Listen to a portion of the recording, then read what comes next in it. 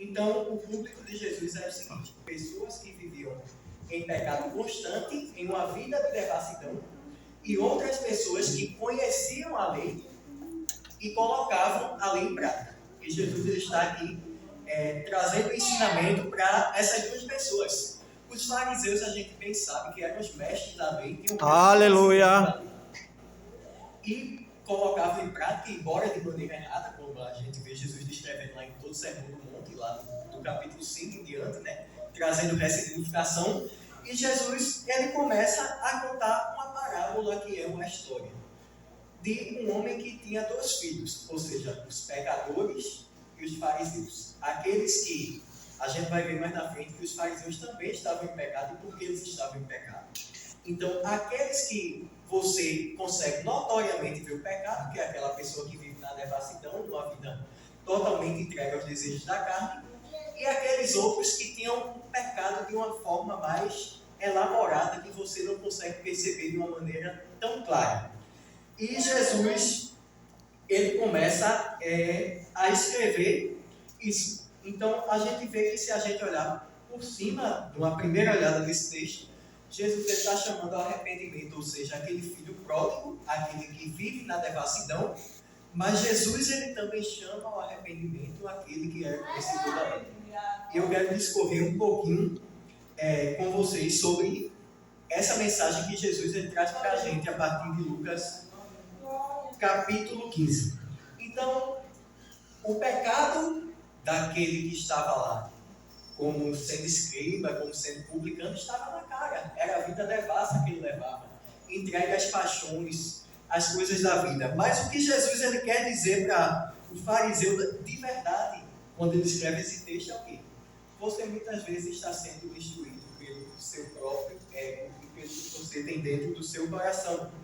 Então, o que Jesus ele quer dizer para a gente nesse texto é o seguinte: Aleluia, Jesus. Uma pessoa que está no pecado explícito e uma pessoa que muitas vezes está com o farisaísmo enraizado dentro do seu coração, ambos estão perdidos do mesmo jeito.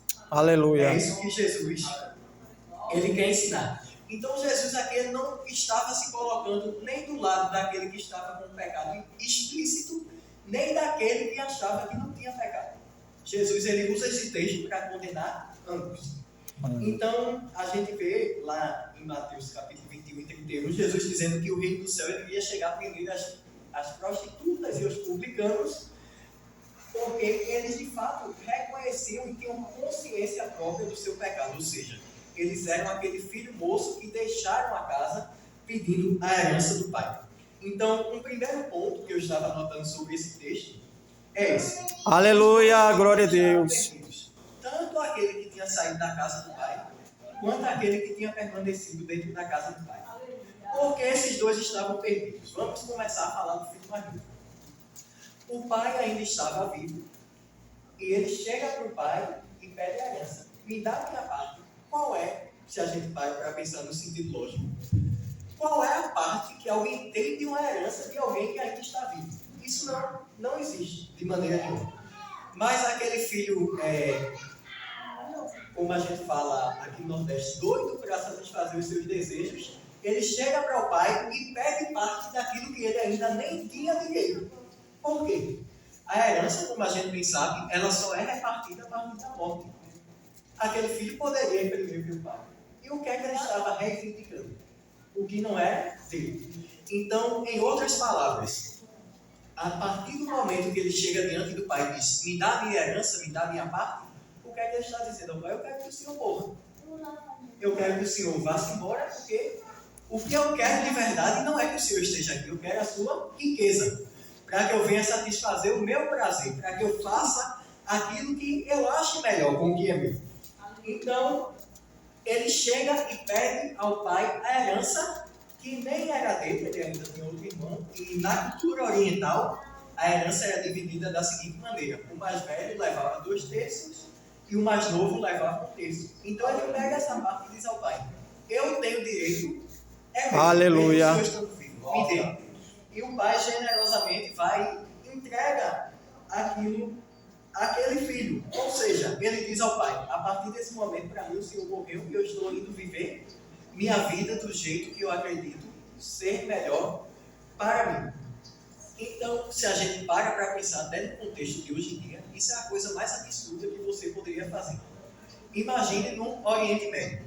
A ideia seria de se esperar que aquele pai pegasse o filho e deserdasse e dissesse: a partir de hoje você não tem nem a herança futura e você também não é considerado meu filho.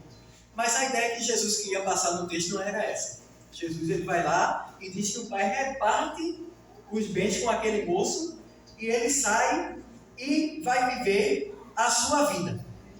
Quando a gente para olhar o original desse texto, que ele fala propriedade, lá no grego está escrito como bios, e bios quer dizer vida. Então, quando o pai reparte aqueles bens e aquela propriedade, não quer dizer que ele estava somente dando a riqueza, o significado que Jesus quis dar isso.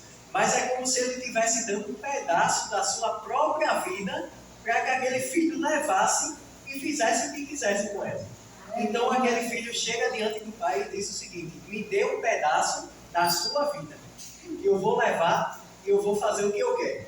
E o pai generosamente concede, e a gente vê que aquele filho vai, faz o que ele acha de melhor, até que chega em determinado momento que aquela riqueza não é mais suficiente. Ele